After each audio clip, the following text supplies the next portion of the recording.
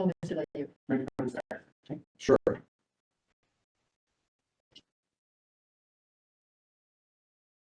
Okay, we don't have an agenda. And we don't have a quorum. We do, We do. because there's two on. We have two. Oh, okay, okay. Got it. This is the second one. That's Sheldon Sheldon is wearing a with a mask. mask. And this is got something for his It's got a recipe for the Oh, no, in an abundance of caution, he wanted to stay with it. Yeah.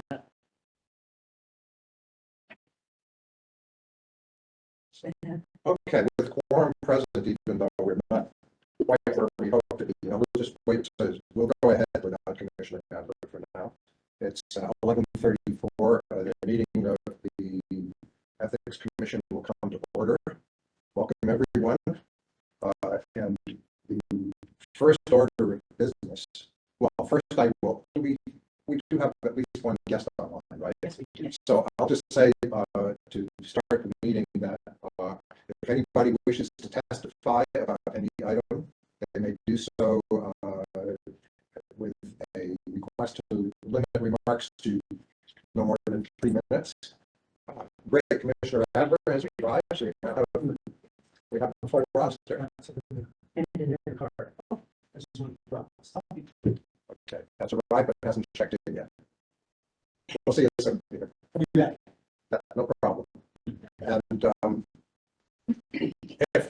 since we have a couple of commissioners attending online, if we at any point have fewer than 4 commissioners present, and any of those are the people who are online, we would take 10 minutes to try to get them back in connection. And if we can't get them back within 10 minutes, we still have no quorum. At that point, we would go ahead and adjourn the meeting without conducting further business. I hope that doesn't happen, and I don't think it will.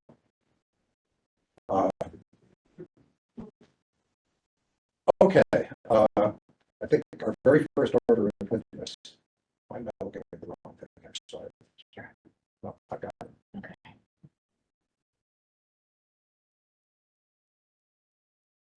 Our first order of business is a very sad one because it means saying farewell to Commissioner Romano. I'm sure not to cry. You see all of us crying. Yes. Staff looks like it. So, in recognition of this occasion, the mayor has given you an award of recognition. It says in appreciation of your more than 9 years of dedicated service. Does anybody want to take a photo of this? Okay. She said it in And commitment to the city and county of Honolulu as a commissioner on the Honolulu Ethics Commission. Well, dedicated service and commitment barely scratches the surface as far as I'm concerned, Ricky. We are going to miss you so much. Thank you so much, you guys.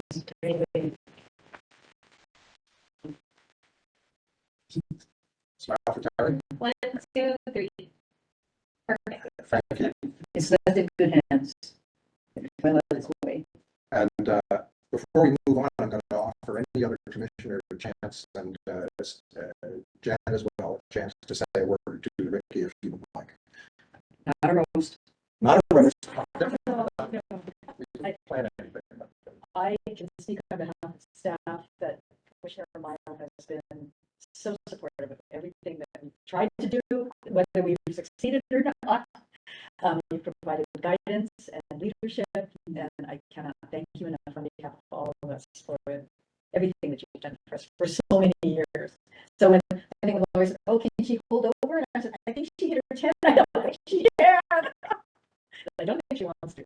But nonetheless, thank you very much for everything you've done. Well, that It's is been a pleasure. Thank you so much. Ricky, you twisted my arm to get me on this commission. Well, because your arm to be the chair for 100 years. And I don't know what we're going to do without your wise counsel and insight. And as much as I could have shot myself many times over the years so far, we've been through a lot these last number of years, but you're a terrific friend, and I'll miss you being on my commission. Same here. Thank you. Thank you. If Peter were here, I'm sure he would chime in. Then we would have a really long meeting. And maybe he still will when he gets. I'll keep it short, but I'd really like to say to Commissioner Romano, I'm very sorry that I don't get the privilege of getting to know you on this commission. But I hope that at some point our paths will cross one day.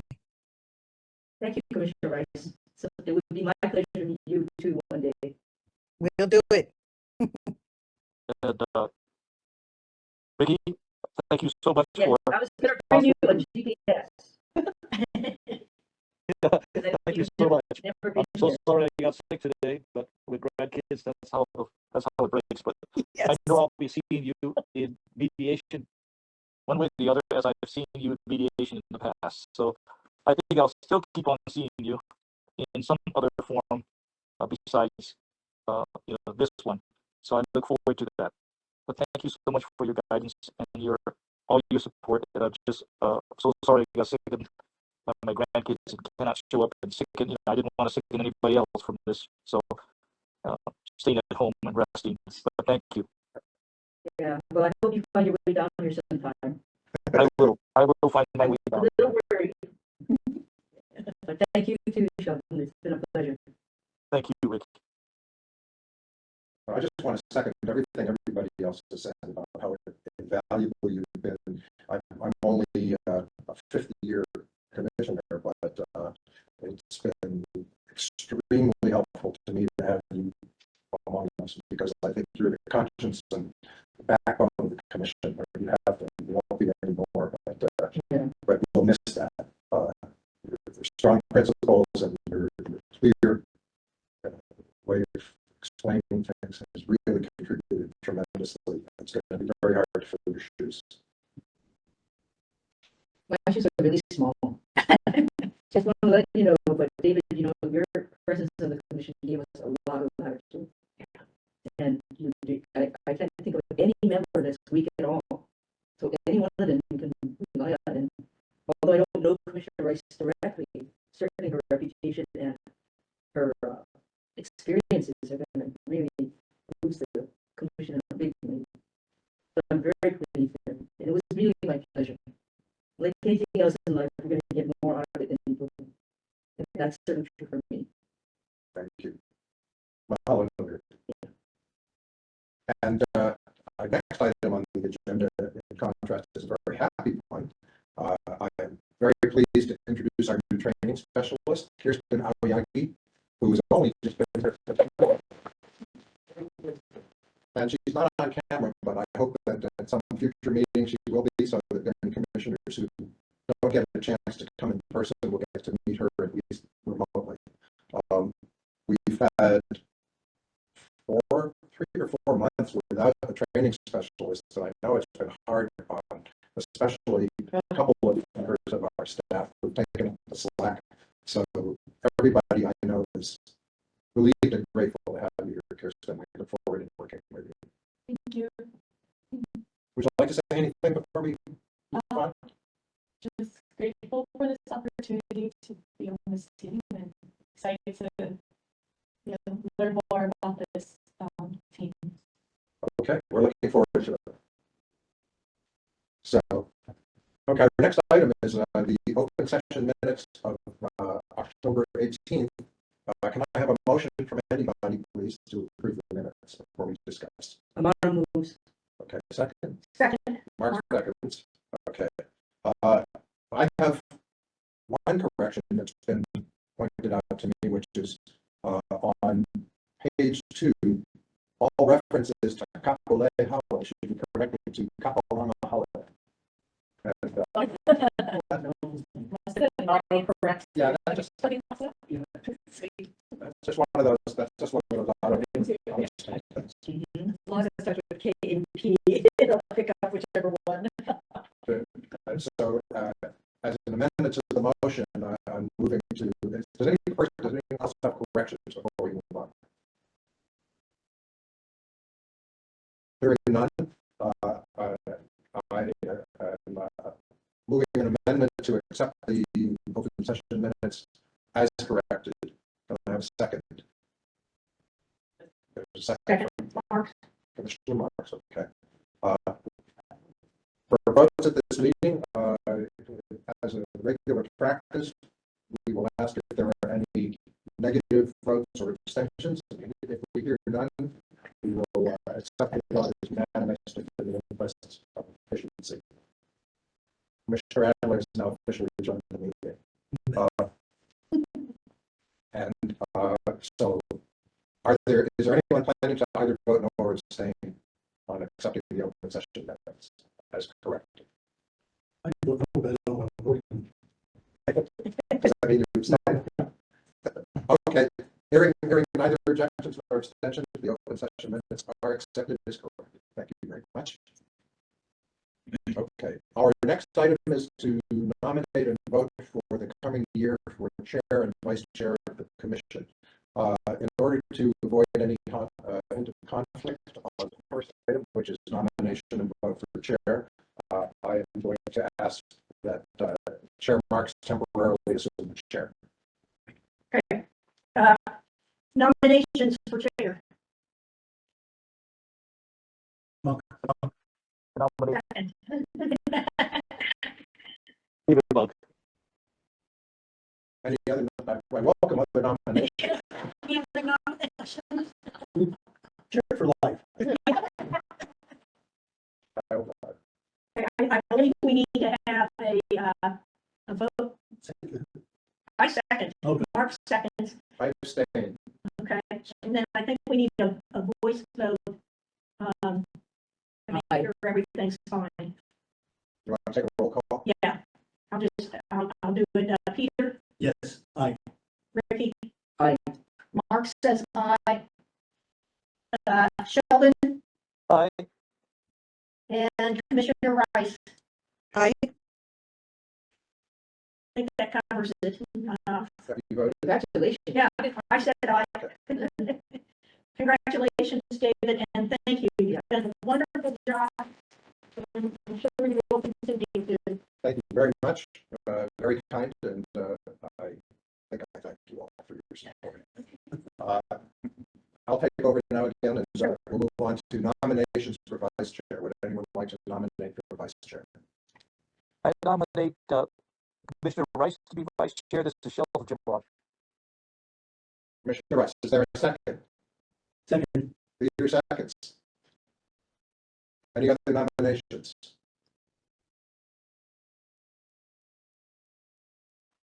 Okay.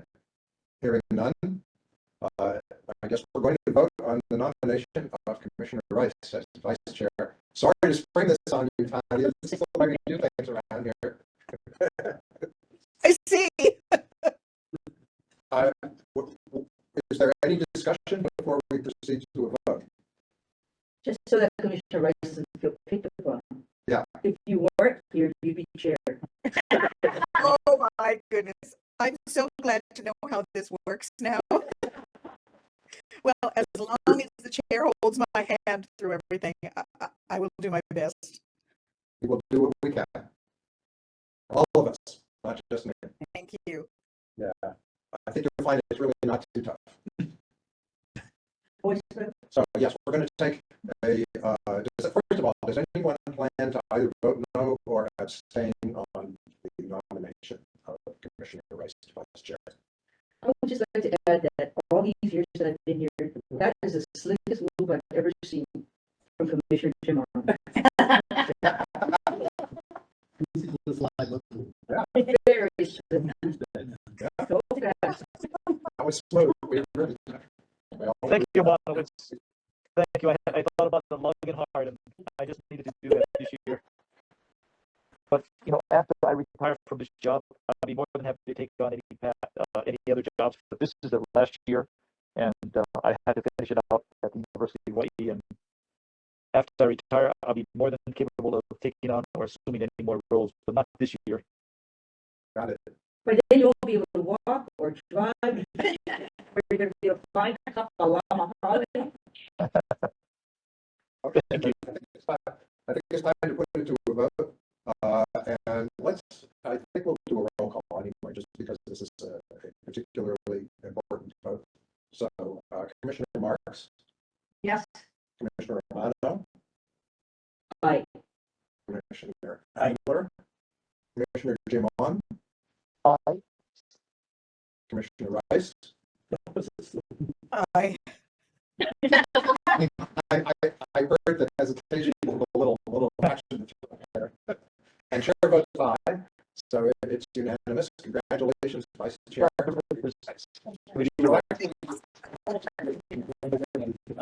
vice in this will actually begin with the first of the year. This is a calendar year position. So as of the first of January, you will ascend to the vice chairmanship. Take a few days off. Enjoy that. Hallelujah, I think. Okay, that's great. Glad to have that happen as well. All right, so it's time for the executive director and legal counsel's report, Jeff. Good morning, everyone. Thank you very much for being here for the meeting. We'll start on slide 6 of the Executive Director and Legal Counsel's report. Under staffing the office renovation, we are still waiting, much to the chagrin of the managing director. We understand that the contractor is already ordering parts and materials and things to install or to do in our office, which is a good sign because they wouldn't be doing that unless they were close to start. We still haven't been given a schedule or any kind of indication of when this is going to happen, but the mere fact that they're buying things for it gives us hope. We are going to have a maternity leave soon. We're hoping that maybe by the time she comes back, it will be done. That would be great. But we have been in this situation before where we're holding our breath and that's sort of our waiting. And no, exactly on the renovation when I come back. That's maybe number 2. We are still waiting for Godot.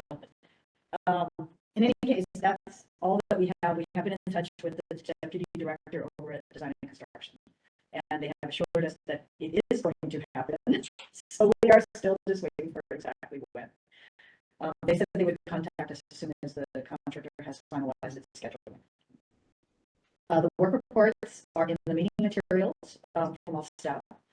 Financial disclosure filings on slide 7. There will be a new online filing application on hnl.info, which I believe all of you took your online training the last time. The Associate Legal Counsels reached out to almost all of the city boards and commissions. I believe it's something like 24 of 27. We reached out to 27. 27. And presented to 24, including today's. Okay. And our goal this year for not only for the financial disclosures, but for lobbyists as well as 100% compliance. So we thought that if we visited all the board reports and commissions, that it would make a difference in them understanding what their roles and what their responsibilities are. So I'm going to turn this over to the ALCs for their presentation for the financial disclosures. So Jay, do it. Yeah, sure.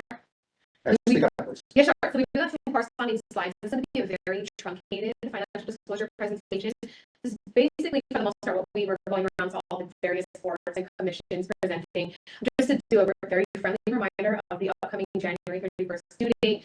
We did cover with them today. We'll just go over those due dates, so you have your friendly reminder for what's upcoming, and then go over the new submission process. With the more elongated training we were doing, we also covered penalties, not to scare anyone, but just so that they know potential consequences for failing to file, hoping that that would also usher along our attempt to get that 100% compliance. And we weren't too sure in the early days of us getting the presentation whether or not that the new system would go live. So we also included a brief slide on our current process to submit, but towards the back end of our presentation, we eliminated that just because it became clear we will have a new process. So we'll just kind of jump right into it and go into our due date. So the next slide, right, with regards to financial disclosure, there's 3 very important due dates to be aware of. I think most applicable here today is going to be the annual filing, which is due January 31st, right? And everyone knows here that the nuance of this is the filing period begins January 1st, closes January 31st because you're filing for the preceding calendar year. So early bird doesn't get the worm where you file in December of this year, you know, to maybe a vacations plan, hopefully, in a great holiday season.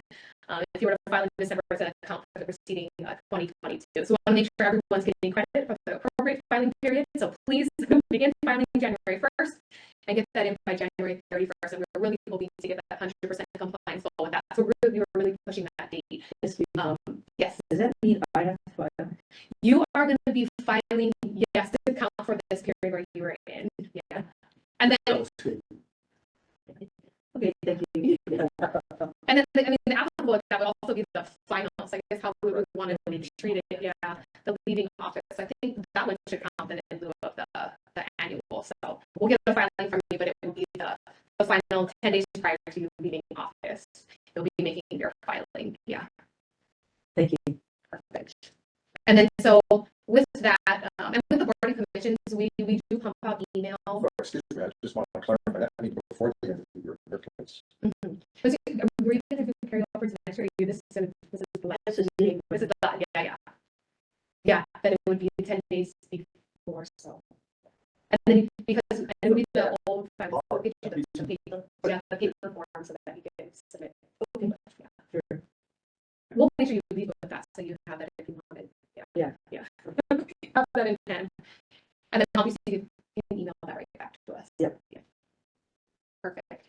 And then so with that, we were having all of the board of commissioners mark their calendars, and then we got a lot of good feedback that they really appreciated the emails, reminder emails that we gave out right before the filing period opened, and then upon right upon the closure.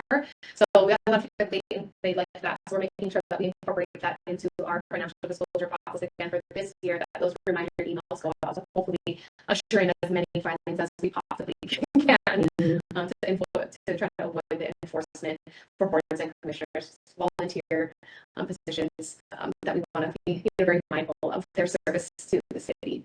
Okay, so with that, I will turn over to Eric because he has a much more exciting news to cover with regard to financial disclosure that Jan briefly touched on. Exciting, but it seems like this commission already knows a lot about it. And this has to do with, oh, there you go. Yeah, so I mean, this is just how to file. And so when we're discussing it with the other boards and commissions, we go into much more detail. But you are all aware of the HNL.info. If you create a username, password, go in there. What's exciting about this system is that you go in and you file a financial disclosure. It's going to be all electronically done. And there will not be an option to submit a paper or email form. So that's one of the things that we really make clear in this presentation. And so with that, there are potentially a lot of hiccups. And so if there are technical difficulties, you can always call our office. We always offer that. But ultimately, we might give you over to DIT to help you solve that issue. But one of the things that we always offer as well is that, some people have trouble finding their information. And TMK is the common one, although I understand that the TMK lookup is actually very good in the system, so hopefully you'll be able to do it within there. But if there's any information that you need from your past disclosure, we're always there. Call us up. We can email you over your past disclosure. You can just fill in your information there. And we always mention that there will be reminders and just to call us with any questions. I don't know how much more to go in. There might be more here to go. Yeah, I think we'll hand out our instructions. Oh, yeah. So, by the end of the year, we do hope to have, I think the 29th is the date, we're going to disseminate all these step-by-step instructions, or at least how to find those instructions to the board liaisons and the board members themselves to the liaisons. But again, this is always something that we've advertised and we're always there. Yeah, so you should be getting an email. We'll have that sent out through Allison that will direct you either to where to access the guides and hands on how to step by step go through the process of using the system. And if we do actually get the documents, we'll attach them to the email. But otherwise, we'll be able to direct you where to with some screenshots so you know where to find it when you log in. Right. And that was pretty much it. We always Eric was really good. We would close out the presentation. He would do a really good plug for requests for advice for boards and commissioners. And yeah, we didn't only limit it to the financial disclosures too. Like we would say, hey, we've had people call us 2 hours before a meeting about a conflict, and we will get back to you. Yeah. But we really advertise that service and push it, just not only limiting it to just this presentation. So we take this opportunity to kind of extend that. Yeah. But also, one of the things that we have with 2 boards is that we didn't only do the financial disclosure training. We did their annual their board and commission kind of welcome training and giving them that. So we didn't only, when we worked with the liaisons, we didn't just limit it to say, hey, we only want to do this. What other and kind of lean on us for things that they did need. So we did for the Wahoo Workforce Development Board as well as the Youth Commission, because they expressed that. Yeah, like an expanded ethics training. So they got the financial disclosure and ethics. So we were kind of hopping around for the last 2 months all over the place and divide and conquer. So it was a lot of fun getting to see what all the other boards and commissions do and see them live in action. So I think it was a good building relationships and just getting visibility. It was great working with Terry, having another person on here to, bounce training ideas. Yeah, If something went wrong, we'd always remind each other. So, we tag team at first and chew all everything. We had to go on the same day, so it was a total divide and conquer. Eric goes to one, I go to another, or we both show up in person. So it was nice. Yeah, it was Thank you. fun. Yeah, good job. Very good. So I think what they didn't say is how much work it was. It all sounds great. They provided this training, got a lot of great feedback. But if you had looked at the calendar and the scheduling that they had to go through to get on everybody's agenda and to actually appear, whether in person or via WebEx, it was a lot of work. So my thanks to the both of you. We conceived of this idea last year. There were always stragglers and concerns that would come up with certain boards and commissions. And we kind of gave birth to this idea of why don't we reach out to all of them? Well, it wouldn't have happened had you not gone forward and actually done it, which was a lot of work. So thank you very much to our ALCs. Yeah, Eric had a great idea. He was the big push. 100% compliant. For those of you who are, a little worried about the new process, I was on the testing end of the process. When they give you the database, I'm like, check it out, see how it is. So for weeks on end, I tested, and there were others who were testing along with me. It is if any of you have used TurboTax or something similar to that, it's very much like that. You have different menu selections. You fill out the page. If you miss something, it won't let you go on and flag you that your page is not complete. So then you have to go and find the item that still needs to be completed. Then you hit submit, and then it takes you to the next selection. You can save it anywhere along the path as you're going. You can always return to it. And as long as you don't final submit, you can make changes to it. You can, the TMK lookup seems to work very well. The last time I tested it, it didn't do as well on the condo numbers, the actual apartment numbers, but on the buildings and the homes, the freestanding homes, it worked very well. So we're hoping that it will be successful. There are always going to be glitches and little bumps in the road when that happens, and we're braced for that. We are expecting that DIT, or at least we asked for DIT to please create some instructions with ellipses and arrows on what to do, how to do it. Create a different account. If you have an old account, can't remember the password, all of that. They told us that they would be available for the tech questions as well as the board and commission liaisons. Each one has a liaison, so that our office doesn't get bombarded with a lot of those questions. We're of course here for the financial disclosure questions and for the requests for advice. So looking forward to a new process, and then whatever happens this year, we will tweak it for next year, and hopefully it will be better. So any information that was input into your current form must be re-input this first year in the new system. When you pull it up again for next year's filing, it will auto-populate all of that information. So you'll have a kind of a running start on the next year's filing, which should also help it should help to streamline the process a lot more. So hoping for a successful filing period. I'll move on to slide 13, which is the lobbyist filings.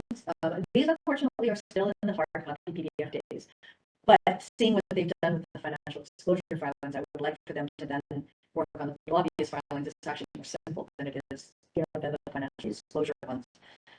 So we have been busily updating registrations forms, updating the website, and sending reminders to emails and lobbyists. We hope also to have 100% compliance with this. Usually they're pretty good, and if something falls off the radar, a simple call to their office usually brings them in on time. So, we're hoping for the best. Moving on to slide 14, we've had a busy October and November with 20 new requests for advice and 26 requests for advice in November. ALCs have been busy working on training as well, so all of us have gone into the rotation to answer these requests for advice. During this time of the year, we typically get a lot of gifts, fundraising, that type of question. And so we have also put out other materials that help to help employees and officers guide their way through the gift process. In slide 15, these are investigation statistics. It's a little misleading, and so I wanted to provide some talking points on them. The new cases received in October and November, you'll see are at 0, but that isn't actually the case.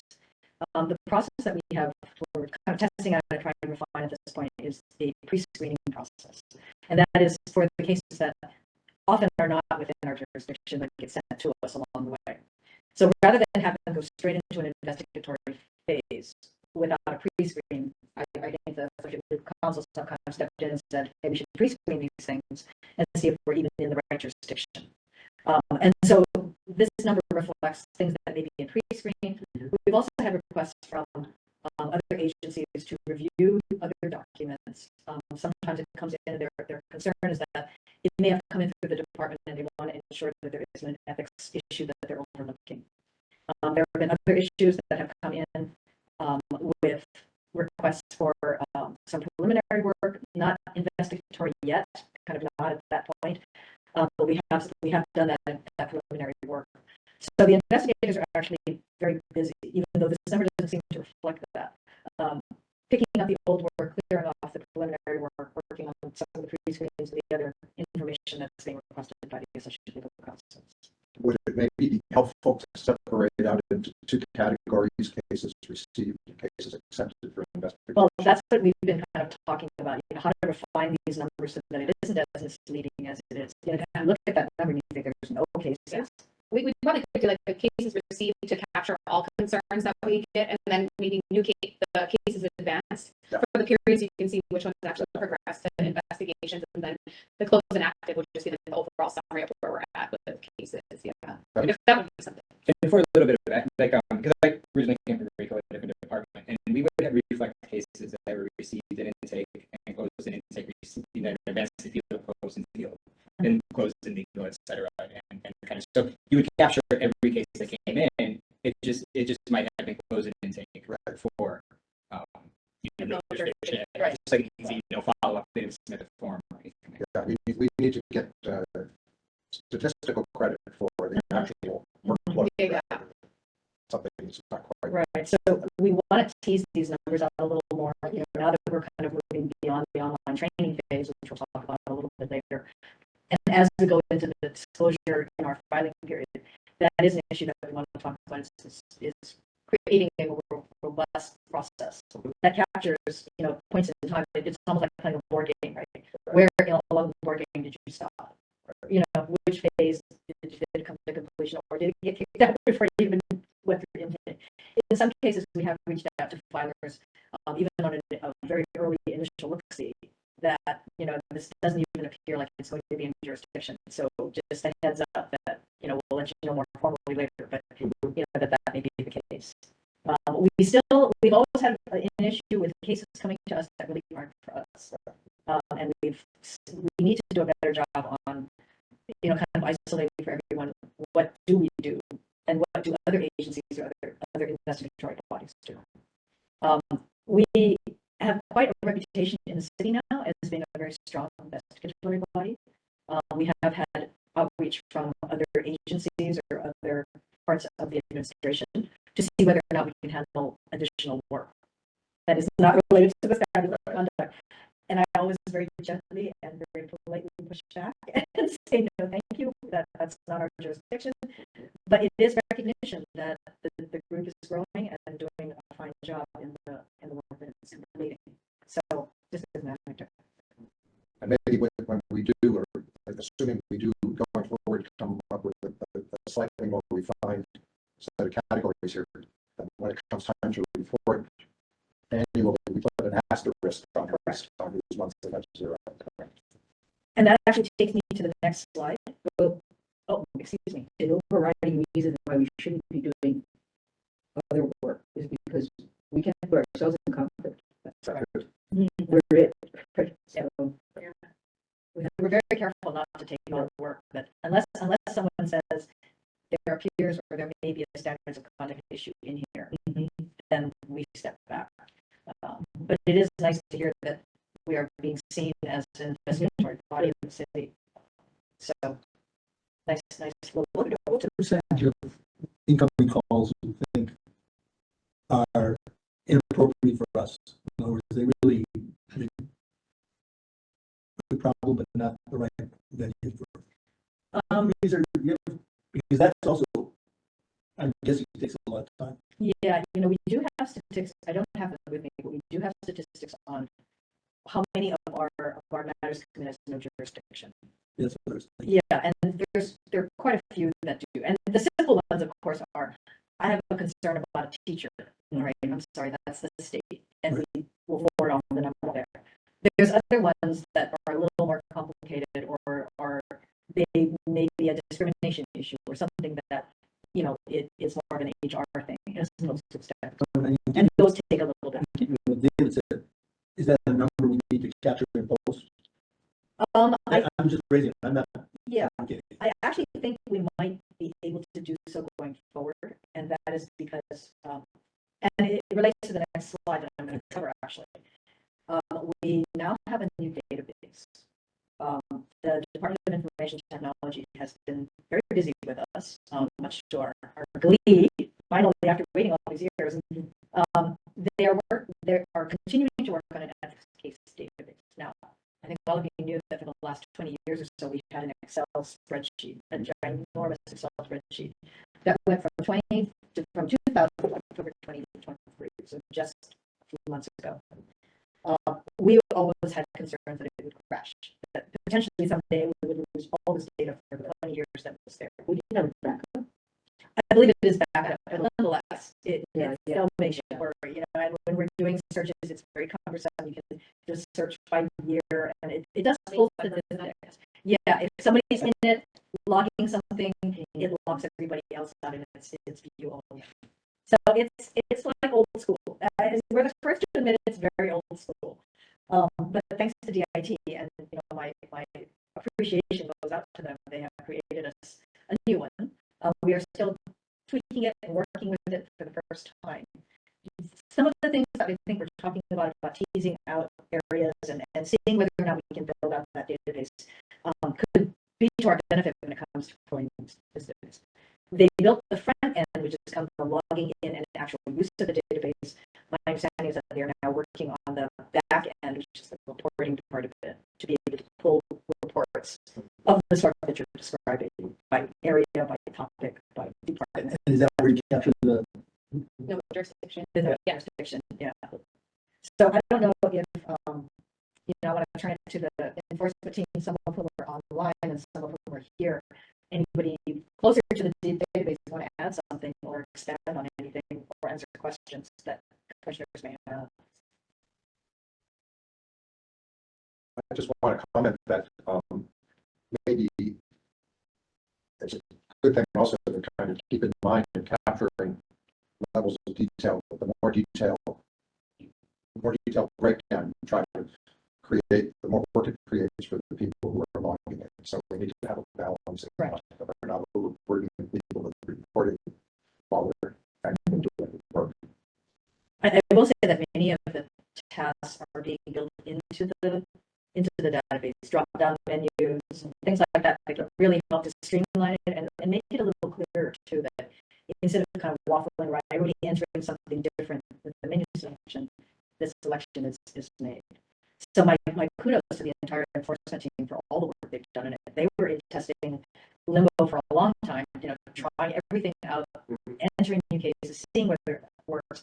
And as you know, when you test a database, you got a double system. You have to do it in the original ones, you don't lose it, do it in the new one. We're in that same process with the website still, right? We're doing it in the old website, and we have to duplicate it in the new one. So it's a tremendous amount of additional work to have to duplicate everything that you do. Right. So my thanks to the entire enforcement team for having spent so much time to create and to give the feedback to really make it work. So I think they've done a really good job. Excellent. Way to use a new database. Yeah, and it's unfortunate that when DIT is ready to work on something, all of a sudden it's like, here. And then we're all sitting there kind of in shell shock, like, all right, so now we have to test. And testing is difficult. It's very time consuming. So yeah, it's kind of a surprise sometimes. If there are no other questions on the database, then I'll move ahead to slide 17, which is the budget. There really isn't much to add to this at this point. The executive budget request will be finalized between now and March next year and go to council. And then once it goes to council, then we will be going to budget hearings as we always have. Our request, of course, is that Chair Monk attend with us. I realize it's many, many hours of sitting in usually the Corporation Council's conference room waiting for the hearing to happen. Remind me what the timing of that is, Cal. Usually the first reading that we go to consent and council is in March. And then after that, there may be committee meetings, right, once they refer to the committee of referral, which will be on the executive matters and legal affairs. Then it will be heard again. I am going to be out of town for a good chunk of April, so Okay. I might miss something along the way. All right, well, Including that month's ethics Okay. commission. okay, that's fine. You know, the only reason is that we've had a commissioner with us on most of our, Oh, it's really good. and it makes a huge difference to the council to actually see a commissioner. Commissioner or bench chair Marks did it for years and sat there in that cold chamber waiting for our matter to come up. But the council really reacts differently to the commission than just staff. Yeah. I mean, they've been very, very warm and welcoming to all of us. But I think with the commission sitting there, they've really warmed up to our budget. Well, we could tell the difference when Sharon Marks was attending. Yes. She started it in, and luckily, Sharon Monk has been able to follow it through very consistently, so we're real lucky. Yes. Yes. Yeah, I think we started. Once I showed up, we started having luck, good luck with the council. So I think it was since FY17 that there's been a commissioner at the budget meetings. Either the committee meeting or the budget meeting or the full council meeting or both.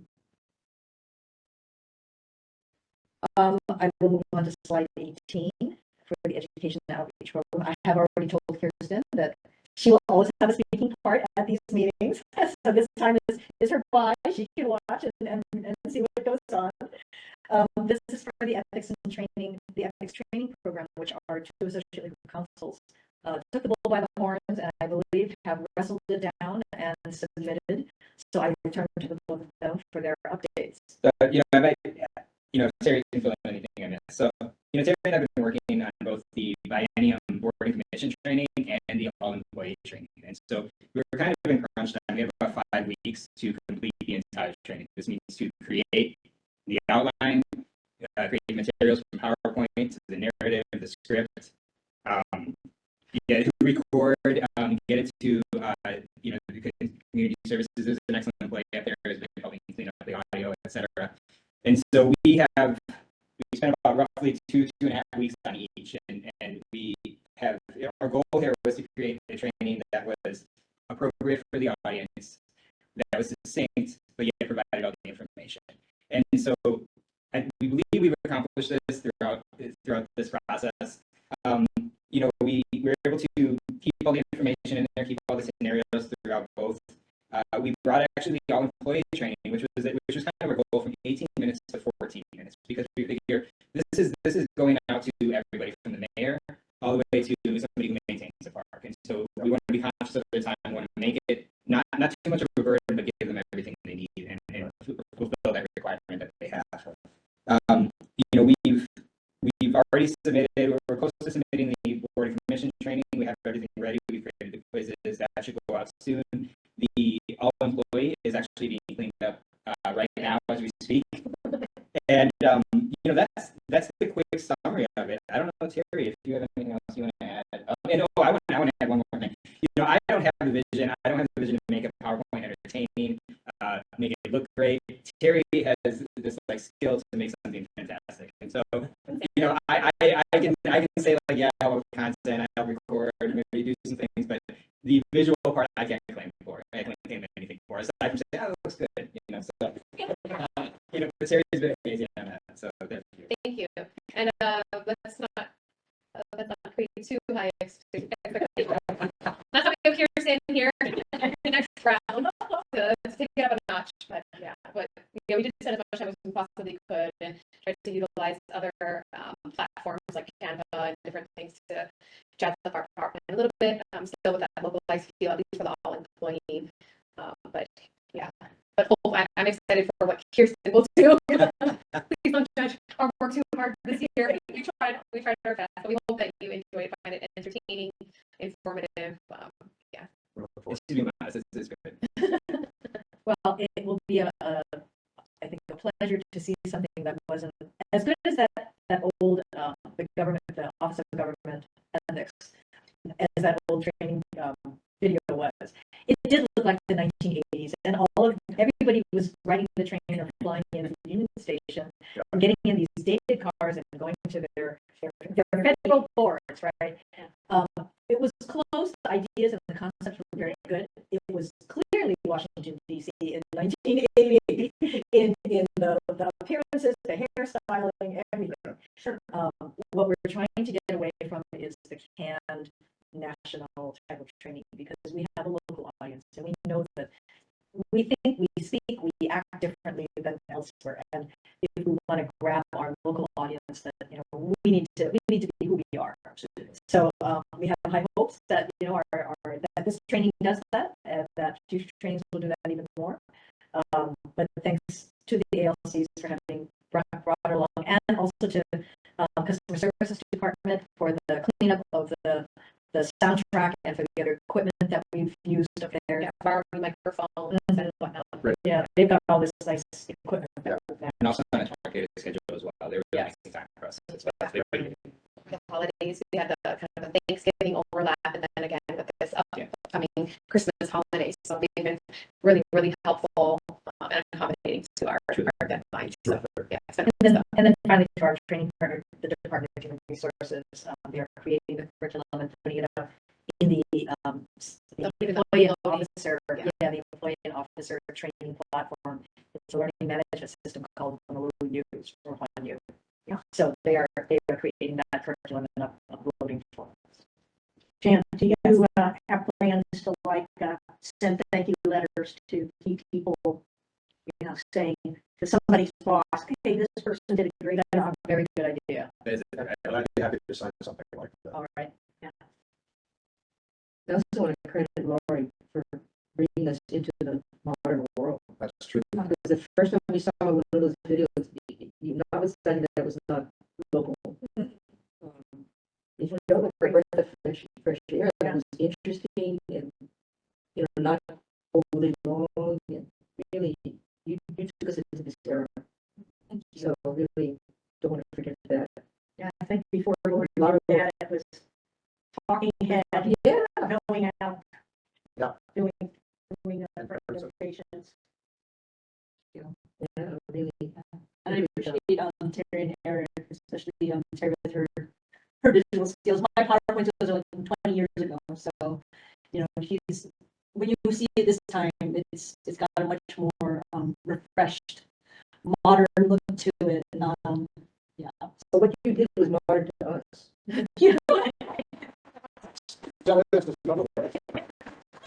I mean, we could have been, doing this in Timbuktu, I would have been astounded, because it was just so different than doing the, talking heads. Yeah. And it's good for you folks to go out and be a physical presence and show your face. And so we have this balance between, it's not just a lecture, it's other, It gives us the other stuff, consistency. We're not doing things inconsistent between commissions or departments or whatever. So that really was the first foray. made a huge Yeah, you worked hard on it. I remember how hard that was. You put a lot of time into it. But thank you. Thanks. Okay. Speaking of getting our faces and ourselves out there, in addition to what the ALCs have done with the Board of Commission members, this was the final of our pop-up events, and I'm on slide 19 now. We set up in Honolulu Holiday on a random Wednesday, I believe, and sat there. It was Terry, Eric, Jill, We had pretty good foot traffic. I looked to the others for feedback. We did get a suggestion from one of the council staff that, hey, set it up on a council day. And we thought, well, why didn't we think about that? That's a great idea. We did that in Kapolei Holiday. They do one council meeting out in Kapolei Holiday a year, and we did set up on that day. And so I think next year when we figure out our scheduling for the pop-up events, we will try to do it on a council day. There was more foot traffic, all the council members are in. We did get some cameo appearances from the mayor, the managing director. I think Councilmember Tolba walked by with his phone and took a picture. Instagram. Yeah. He posted the photos, so Instagram announced our presence. And it's nice. A lot of the Corporation Council deputies came out, kind of hung out with us for a while. It was nice to see people that we don't see often. I think managing directors and deputy managing directors, secretaries both came down. It gave me an opportunity to introduce them also to staff who hadn't met them yet. Did you see Leland? Leland, he went to Couple of Holly because he's a star. Everybody knows him. Everybody knows him. Yeah, he's like a people magnet. Everybody Oh, knows. next time. He was like, enough. You know, a graduation poster with his face on it. really appropriate. We should do that. In any case, Selfie with you. yeah. I looked at the rest of those of you who sat on the table with me. Terry, Eric, Joe, anything else to add?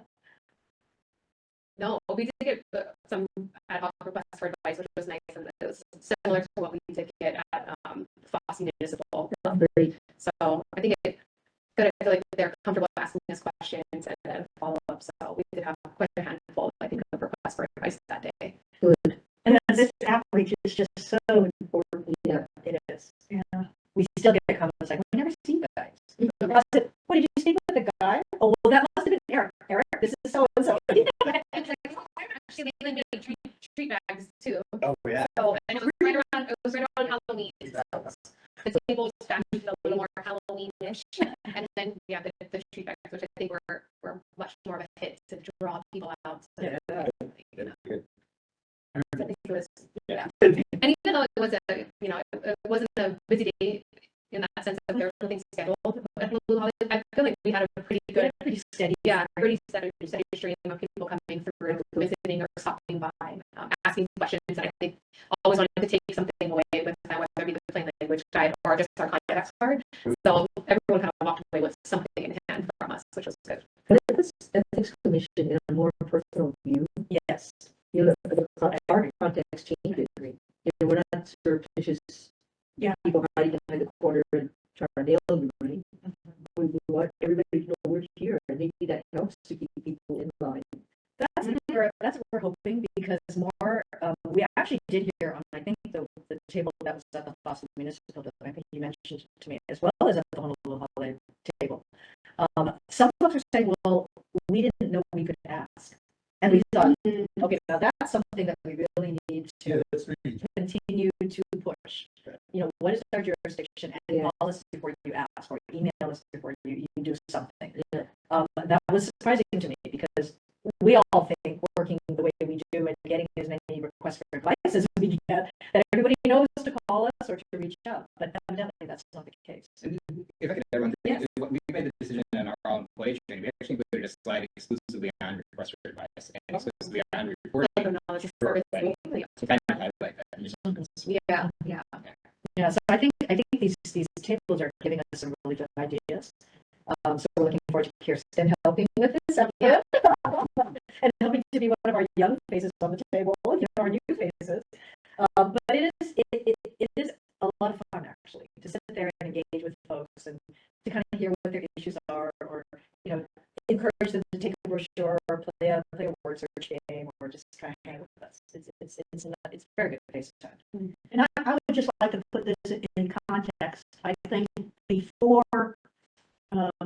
Ricky and me were on the joint commission, before Jan became the executive director, the only time people heard from the ethics commission was if somebody was in trouble. And we didn't have a robust training program. We had what Lori finally and, you know, terrifically started And so it's like this new leaf has been turned over. Yes. You know, outreach, training, we want to avoid problems, you know, we don't want to play like Ricky said, oh, we gotcha, kind of thing. So it's just, I'm enthralled by everything you folks are doing, and it's terrific. So along those lines, on slide 20, I believe, we are now best friends with the Design and Print Center over at the Customer Services Department. Whoa. They do all of our, they did our logo, I recall, yes, yes. They have done all of our newsletters, they have done all of our brochures, our annual report. And at your desks, we have little calendar strips that we had a meeting with them and said, what can you make for us that's very inexpensive, but we can use as a branding item when we do these outreach tables? This turned out to be one of the items. There are some that are put out by that relate to the lunar calendar, which is the way they do it. And we said, well, are we going to be competing with you? And they're like, no, you can put your own now. But the idea here is you put this on your monitor, in any city employee or officer, and every time you look at your monitor, it's right there reminding you that the commission, here's how you contact us. These kinds of little reminders are not only useful, but they keep us in their minds. We have ideas to develop other kinds of, I hate to call it swag because it really, it isn't, but it's the cost of printing and it's materials that we can hand out when we do these outreach. Yes. We think that's very important to be able to kind of, everybody takes away something. The plain language guide, is probably the most popular item because it boils down our area into something that's fairly understandable. Yeah. So anyway, look forward to more little items like this that help to put us in their minds all the time. And then help yourself to either more of these strip calendars. There's the lunar calendar one, as well as a few wall calendars the city produces. On slide 21, the Council on Governmental Ethics laws.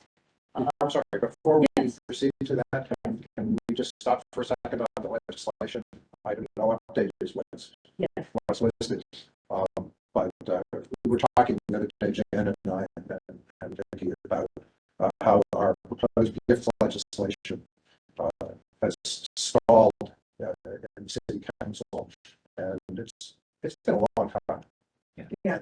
And especially given the role that Commissioner Romano played in helping to put together our proposal, our draft, I think it's worth mentioning that maybe it's time for individual commissioners to take a step to engage with city council members in an appropriate way to see if we can help pry it loose. And my council member is who happens to be also the chair, Tommy Waters, and I'm volunteering to reach out to him and request a meeting. There's various ways we could do this. I think just individually, I just ask him for a meeting and say, by the way, are you aware that there is this draft legislation that's been sitting with your committee for a while, and we're wondering if we can do something to move it forward.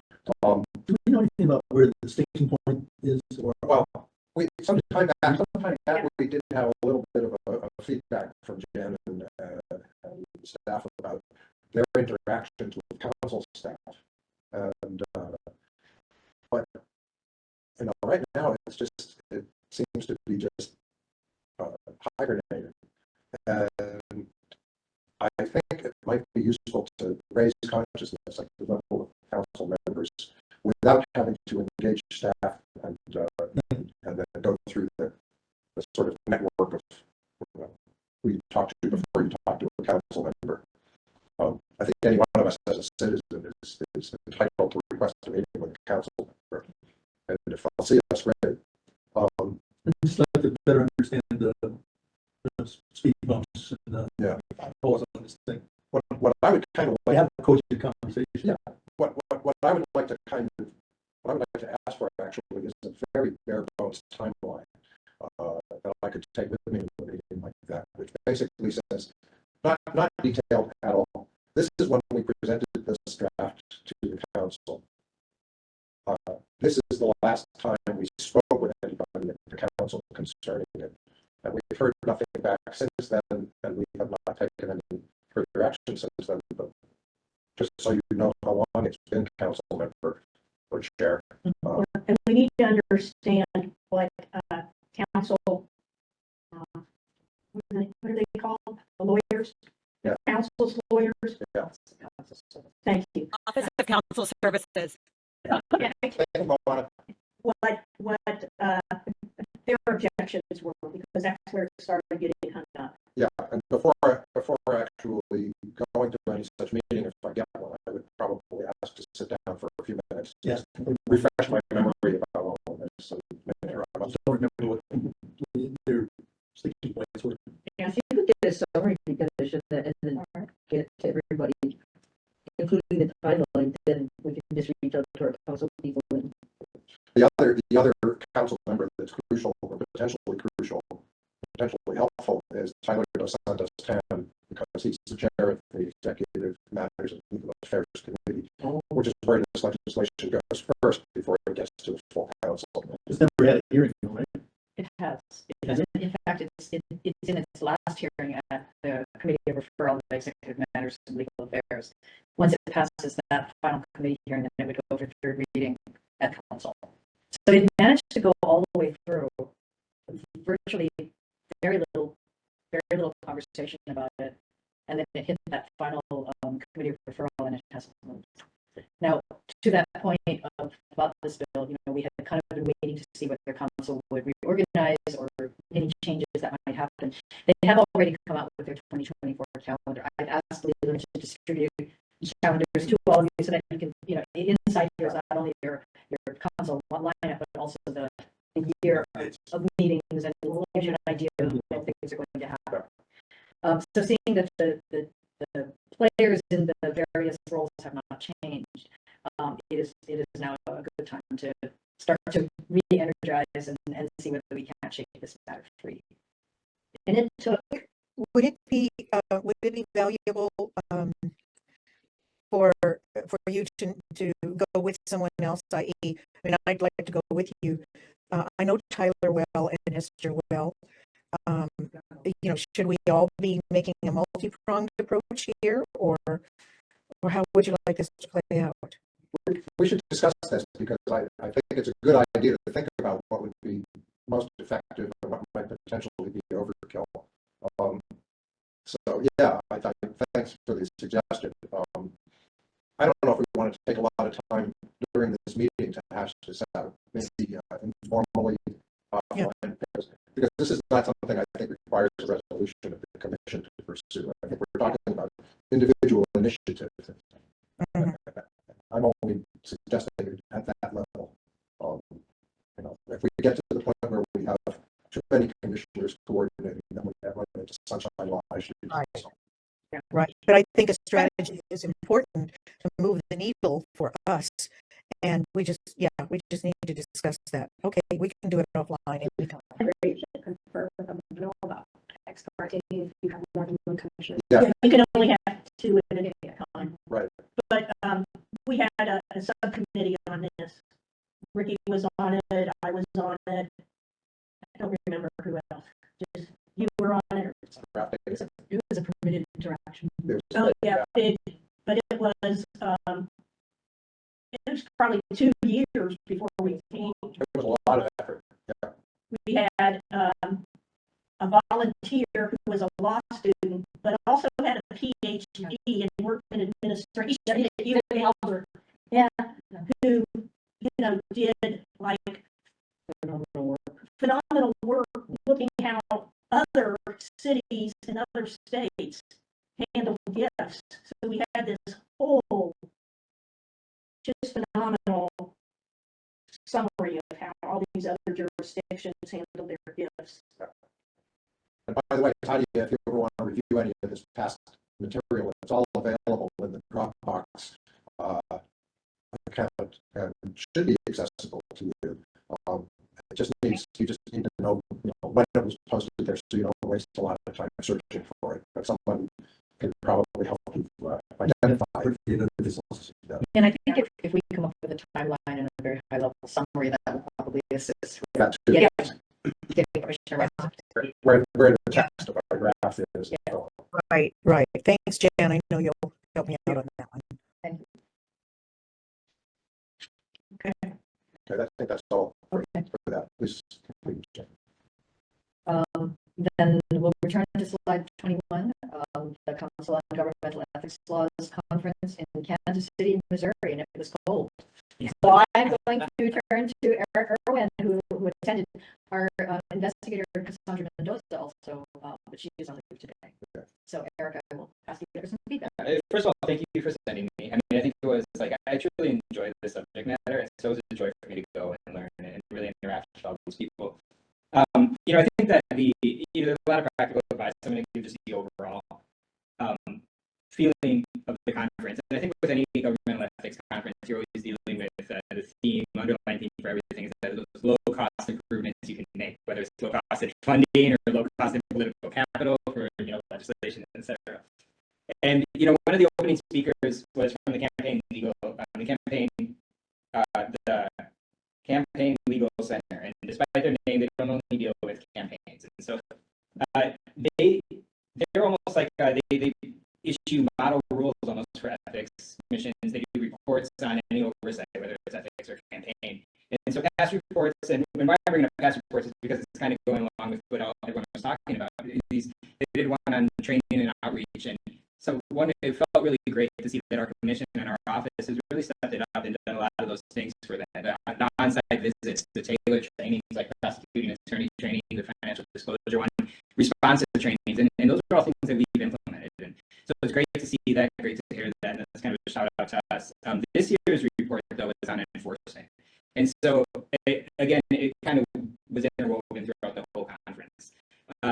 Unfortunately for us, I think that a lot of our confidentiality provisions prohibit us from doing all these, a lot of these. But the report's 10 topics. It's fantastic. It's an easy read. I enjoyed it, but it's out there. The one thing, because we're not the only one in this boat that has all these restrictions with confidentiality, and so I was able to talk with other ALCs or other legal counsels, people, including the Hawaii State Ethics Commission, and some of the things that, and we're all kind of in a similar situation. So what tools can we use that are at our disposal that we don't have to go to counsel for, that we don't have to change anything or spend any money on?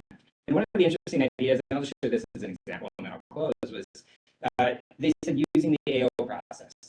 And what that means is, our process doesn't only have to be at the end of an enforcement we do an AO. Our rules actually allow us to, if the department approaches us and says, hey, I need a ruling on this issue.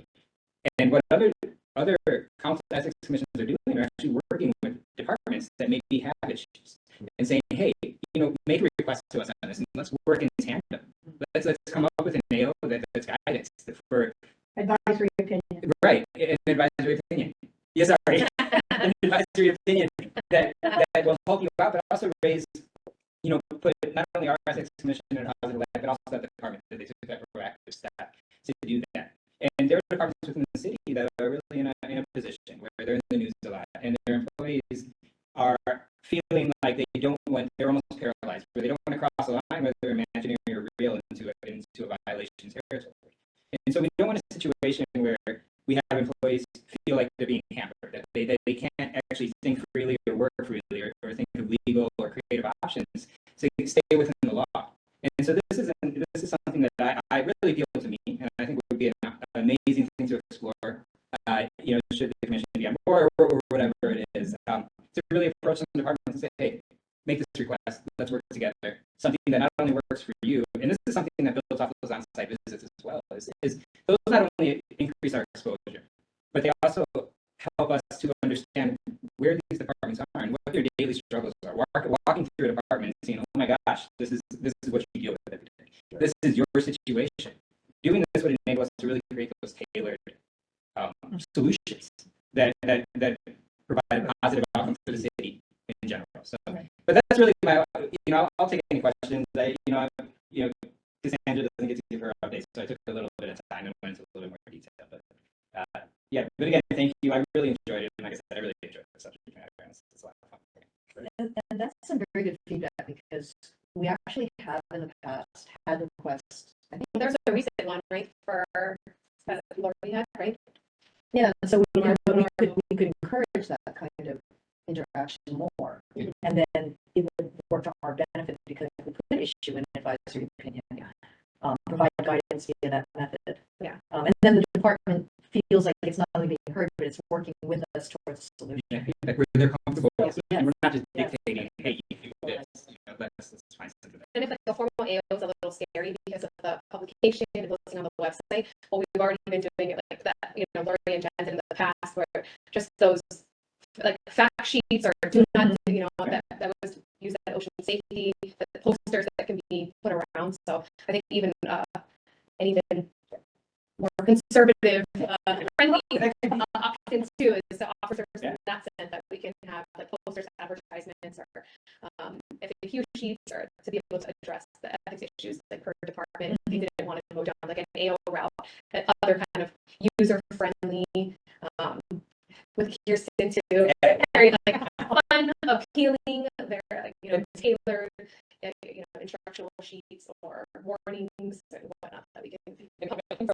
Or rules give us that flexibility, right? Where if they're not comfortable with something, we can do the informal route and do that. And I know I didn't think of that honestly, but the formal route to say that they want something to show the public, like this is what we're doing. I think either one. I love that. I didn't think of that, but yeah, that's great. But the other thing is some of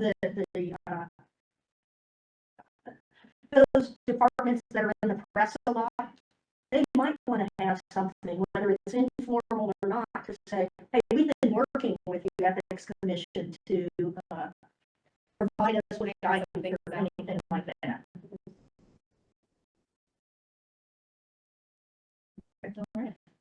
Thank you again, guys, for sending me. I appreciate it. Thanks for attending and for the feedback.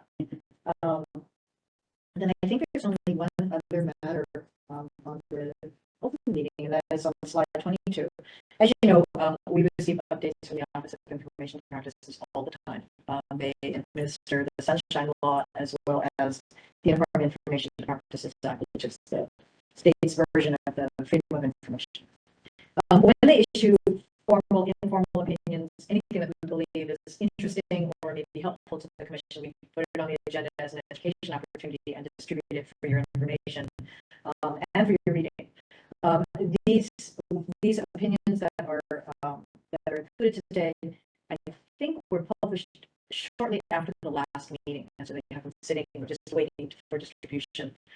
They are relatively lengthy. The summary is much shorter and a little easier to digest. But nonetheless, we put them there for your information and interest. And I think with that, the executive session determinations. Okay, let me just go back to the agenda. David, do we know whether the public person wants to testify? Oh, yeah, before we consider the next item, which is just to have an executive session, is there any public testimony that needs to be heard? On anything that's till now or anything at all regarding our business that anybody would like to speak on? Okay, hearing none. I will ask for a motion, and then we will discuss the motion to go into executive session to consider a follow-up on the executive director and legal counsel's annual evaluation and the evaluation process. And I might say an open session before we get to that agenda item, because Tadia hasn't been through the process, Commissioner Rice hasn't been through the process before. The novelty this past year was that for the first time we introduced a 360 evaluation where we requested staff input as well as commissioner input to the executive director's evaluation. And so we're halfway through the year now, or a little more, and so we're looking at how has the process gone so far, what do we think about it as a process, and so on. And so we'll talk more about that if we do choose to go to executive session. But that is what's really prompting this is to look at this new process that for the first time invited participation by all of the staff. And after this session, if we do go into one, we'll report out publicly, as we always do. I think that the Sunshine Law or the Office of Information Practices materials that you posted, Jan, for the meeting actually have direct bearing on that. We have to really keep in mind as we do executive sessions what we should and should not do in executive session versus what has to be done in open session, and what needs to be reported out after an executive session. So I solicit everybody's awareness and help in making sure that we stay on track with that.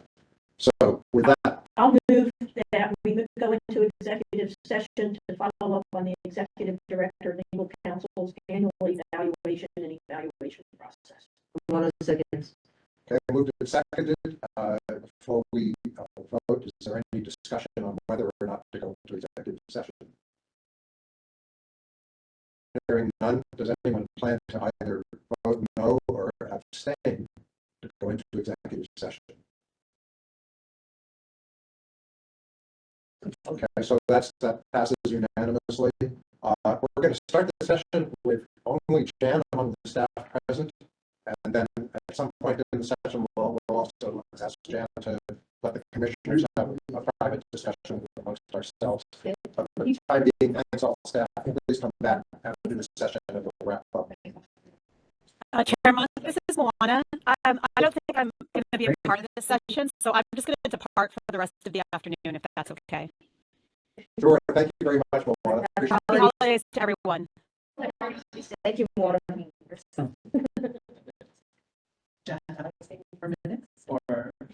And our commissioners who are on remote don't have to do anything. You'll be transferred to executive session. Okay, okay, thank you.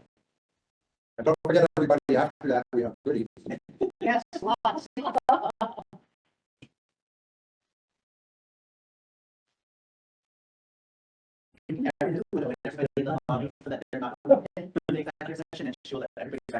I text you when we're done. Well, actually, I'll come back into it because I think I'll want some. Thank you.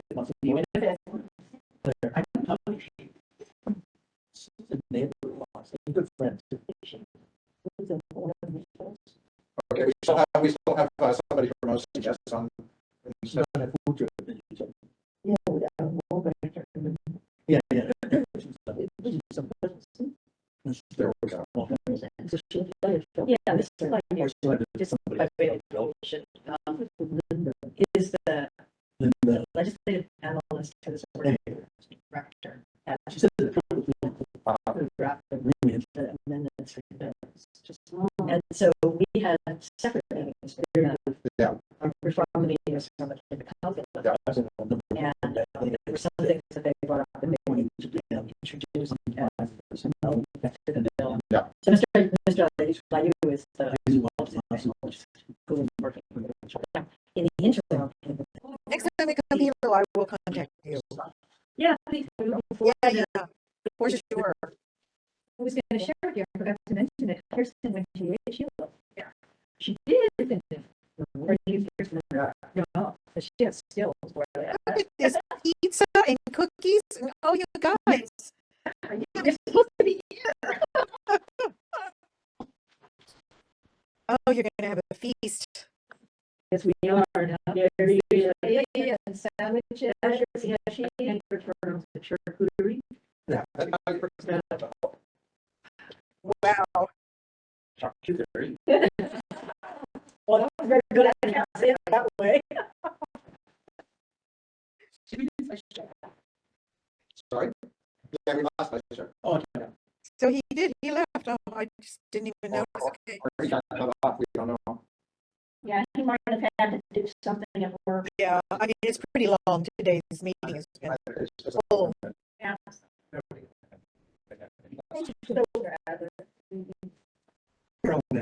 Carol, Carolyn Adler. Yeah, are we ready to declare open session, back in session? Everybody here? I should have my whole two nations. I don't think you can see it. on this. Put it back. Did I readmit, the attendee from OCS? And I don't know where Lori is. I remember something. That's okay, we have the commissioners. Okay, Close out. all right, we're back in open session. The executive session basically had just a sort of mid-year discussion about how the process went since the first attempt at trying the 360 evaluation. And together with Jan, I think we all agree that it has been a useful exercise, and we want to continue it. If anything, we want to encourage more staff. It's still going to be voluntary, but we want to encourage more staff input than we had the first time around. I understand if not everybody wants to do that, but we find it very helpful and valuable. And in part, I think, to understand better why some staff might have chosen not to submit, or to find out how everybody feels on their part about how it's gone. I want to offer that other commissioners have seconded this, that any staff, and if anybody's not here, please let them know as well. Any staff who would like to speak individually to a commissioner to give their feedback, I'm going to make my cell phone number available, and any other commissioner who wants to be in that process also. Sometime in the next few weeks, if you want to set up an in-person meeting outside the office, or if you want to do a FaceTime call or a Zoom, or just talk on the phone, I would welcome, and I think some of my colleagues as well would also welcome that. So think about that, and consider this an invitation to everybody on staff, one-on-one, totally confidential. You pick the commissioner who's available, if you would like to talk to, if you want to, let us know, and we'll just go from there. It also may help us to refine the 360 process for the next round, which is coming up before you know it. Time is flying. And I agree, you can contact me anytime by any means, Peter as well, and I think Commissioner Rice as well. So that's essentially, I think, unless I'm leaving out something essential, I think that's the outcome of the executive session. We didn't take any votes, so there's no motions or resolutions to vote on. Excuse me, Yes. just for the record, who made the motion to adopt executive? I did. And it was seconded by everyone. Don't like it. Come on. Sure. She has to have done something at all. And then, excuse me. And I say adjourn. Second. Well, we first announced that the next meeting will take place on Wednesday, February 21st. And we have a January reserve date in case anything urgent comes up, but we hope nothing does. And you guys have a very busy time ahead of you for the next couple of months, and I don't envy that. But thank you very, very much, everyone. Please enjoy all the goodies, and I'll entertain a motion to adjourn. I move to adjourn. Second. Okay, there is no objection or extension. The meeting is adjourned. Thank you, everybody. Have a wonderful holiday, everyone. Happy Hanukkah. We have a wonderful spread of food that we would like to have everybody. Yeah, please come to the I envy you. Aloha. Okay, that's all right.